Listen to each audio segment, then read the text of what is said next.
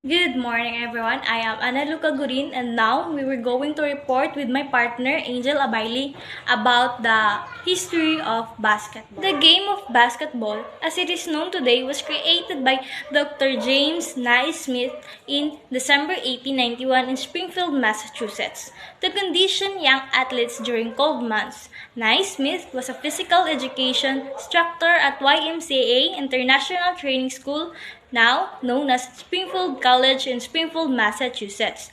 Upon the request of his boss, Naismith was tasked to create an indoor sports game to help athletes keep in shape in cold weather. It consisted of pitch baskets and a soccer-style ball. He published 13 rules of the new game.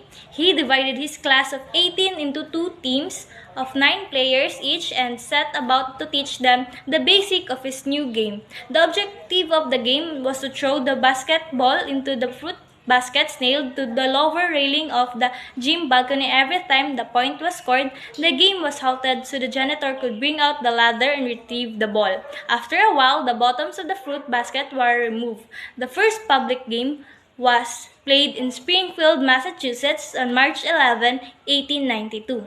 The first set of rules was published and distributed through the YMCA movement in 1892, and resulted in the game spreading rapidly throughout Canada and the USA. 1892 was also the game played in England for the first time in Birkenhead YMCA. After the Cola President was the game played while on the business trip to Canada. In 1893, the game was introduced to Physical Training College in Hampstead, now Dartford College of PE, by Madame Berman Osterberg. Changes to the game to suit the girls lead to the first rules of netball being published in 1901.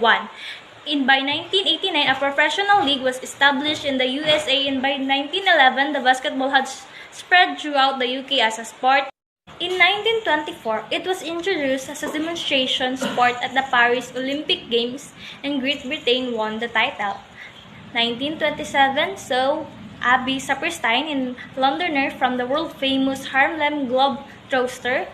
In 1932 and in 1931, FIBA, the International Basketball Federation, was formed within Welshman as its first secretary. Thank you so much, partner. I'm Angel Abayle for the continuation. The England Basketball Association was formed in 1936 in America, and by 1957, the English School Basketball Association was formed. So the introduction of both men and women national leagues in the UK, and by 1999, 219 teams were entered in the over 16 national leagues, with almost 100 competing at under 15 levels. By 1990, 117 member countries in FIBA, making basketball the second largest of all the world's governing bodies, and also the world's fastest and growing and largest participation sport.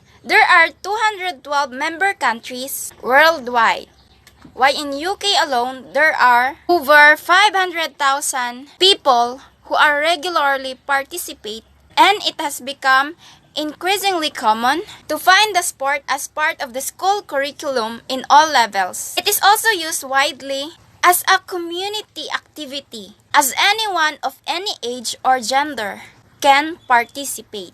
When the GB wheelchair team performed very successfully in the Paralympics, proving that it is accessible and playable at all. Hi, good day. I'm Bernie Antipuesto, a Bachelor of Science and Secondary Education major in Filipino second-year student. And today, I'm going to report about the basketball equipment and facilities. So let's first have the basketball court dimensions. The size of the court depends on the playing level. So the size of the court for NBA and college games is 94 feet and 50 feet wide. So that's 94 feet long and 50 feet wide. It is smaller for high school and junior high. And next we have the blackboard and ring. The regulation height above the ground for the ring is 10 feet. And the ring is 18 inches in diameter. Blackboards are 6 feet wide or 72 inches by 42 inches tall, the inner square being 24 inches wide by 18 inches tall. And next, we have the basketball jerseys. That features the number and the last name of the player on the back, as well as shorts and athletic shoes. Within teams, players wear uniform representing the team colors. The home team typically wears a lighter colored uniform, while the visiting team wears a darker colored uniform. Next, we have the basketball shoes. In 1903, a special basketball shoe with suction cups to prevent slippage was added to the official basketball uniform demonstrated in the Spalding catalog. Over the decades, different shoe brands and styles were popular as basketball shoes, like Chuck Taylor All-Stars and Keds. In the 90s and in the 1970s, Adidas and Nike leather high tops in the late 1970s and 1980s, and Air Jordans in the 1990s. Thank you for watching. Have a safe day. Good day everyone, this is Karen B. Calongcong, a BSED Filipino student of Western Mindanao State University. So today, I will be continuing our report with regards to the facilities and equipment used in basketball. Facilities and equipments. So first, let me unlock to you the definition of a basketball ball. Basketball usually range in size from very small promotional items that are only a few inches, some centimeters, in diameter to extra large balls nearly 2 feet or 60 centimeter in diameter used in training exercises. For example, a youth basketball could be 27 inches or 69 centimeter in circumference, while a National Collegiate Athletic Association men's ball would be a maximum of 30 inches or 76 centimeter, and an NCAA women's ball would be a maximum of 29 inches or 74 centimeter. The standard for a basketball in the national basketball is 29.5 inches or 75 centimeters circumference, and for the Women's National Basketball Association, WNBA, a maximum circumference of 29 inches or 74 centimeter. High school and junior leagues normally use NCAA, NBA, or WNBA size balls. So here is the example of a basketball ball. So next to discuss is the basketball shoe. In 1903, a special basketball shoe with suction caps to prevent slippage was added to the official basketball uniform demonstrated in the Spalding catalog. Over the decades, different shoe brands and styles were popular as basketball shoes, such as the following brands enumerated above. So here are the pictures of a basketball shoes. What is a foul line? So, the foul line in basketball is the line directly in front of the hoop where foul shots or the free throws are attempted. It is also known as the free throw line.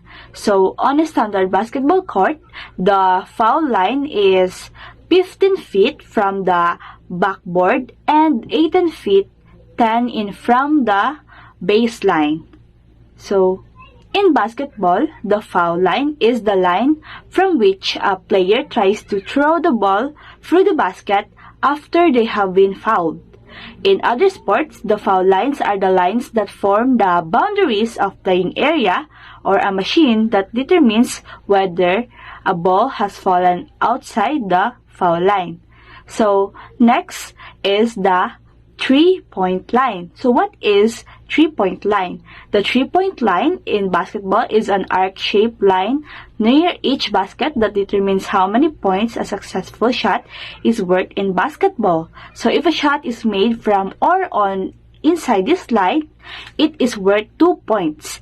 If the shot is made from beyond the line, it is worth 3 points. And the last one is what is line marking? So, on the side of the court are sidelines, like the baselines, the sidelines mark inbounds and out or bounds. So, if a player steps on these lines or cross them, he is out of bounds. The sidelines are home to all types of people like the head coach, the players, and the media. and the baseline, also known as end lines, are located on the ends of the court. A shot clock is a countdown timer used in basketball that provides a set amount of time, 24 to 35 seconds, depending on the league, that a team may possess the ball before attempting to score a field goal. If the shot clock reaches 0 before the team attempts a field goal, the team has committed a shot clock violation, which is penalized with a loss of possession. Additionally, the shot clock was originally introduced in the NBA or National Basketball Association in 1954 as a way to increase scoring and reduce stalling tactics that were commonly used before its inception.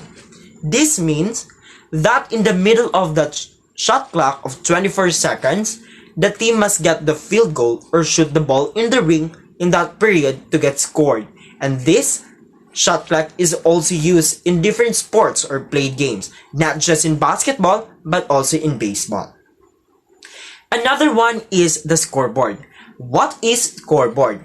A scoreboard is a large board for publicly displaying the score in a game.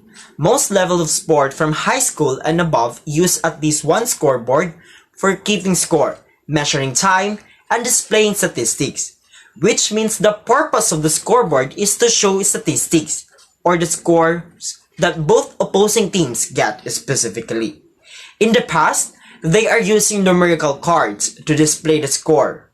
Eventually, in modern times, it evolved to electronic means. Good day everyone, I will be now reporting the first 8 rules and regulations of basketball. First is, only 5 players per team on the court. In the NBA and PBA basketball, each team can play a maximum number of 5 players on the court. If a team breaks this main rule, they will lose possession of the ball. Sometimes this happens, particularly at low levels of the game when substitutes players check into the game and others don't leave the court in time. Second is, score more than your opponent to win. To win the game, a team must score more field goals than the other team. A field goal refers to any basket a players score during gameplay. Field goals can be worth 2 or 3 points. Field goals shot from inside the arc that designates the 3-point line of the court are worth 2 points. Field goals shot from the outside the arc are worth 3 points. Third is score within the shot clock. Teams have a limited amount of time to shoot the ball during a given possession. In the NBA and PBA, teams are allowed 24 seconds of possession before they must shoot. A shot clock mounted above the hoop on each side of the court displays and counts down the time allotted. If the shot clock elapses, the opposing team forfeits the ball and becomes the defensive team. Fourth is dribbling advances the ball.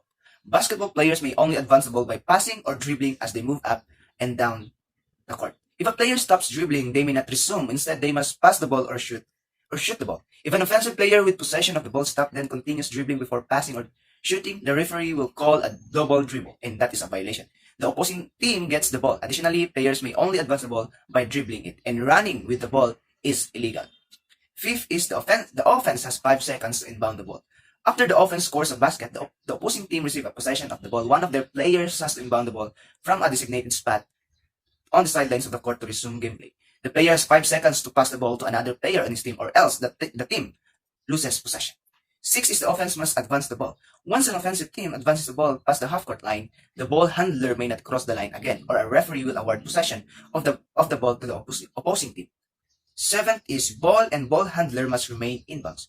During gameplay, the player with possession of the ball must stay within the designated inbound lines marked on the court. If a player steps out of bounds or touches this line with their foot while holding the ball, the referee will award possession to the opposing team. Additionally, if a player shoots the ball while their foot is touching the line and the shot is successful, it will not count. And lastly, defenders can't interfere with a shot on a downward trajectory. After the offensive player shoots the ball, it is legal for defensive player to interfere with it once it begins its descent toward the rim. This interference is called a goaltend or goaltending and will result in an automatic field goal for the offense.